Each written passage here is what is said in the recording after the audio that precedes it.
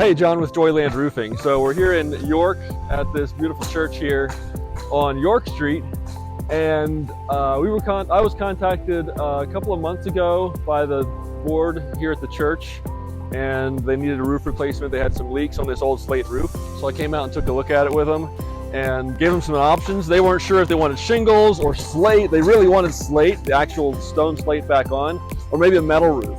So we kind of worked through the different options. Pricing, obviously pricing varies a lot when you go from real slate to metal to shingles. And eventually they settled on a shingle look-alike. So it's a GAF designer shingle known as Slate Line. So it has kind of a similar setup to a slate.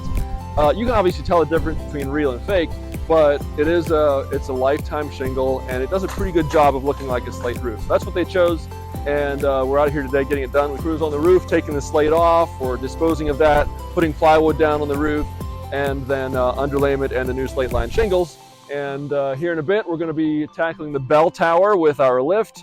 Looking forward to doing that and wrapping this job up this week and getting these guys a nice lifetime roof on this historic church in York. So it's been fun.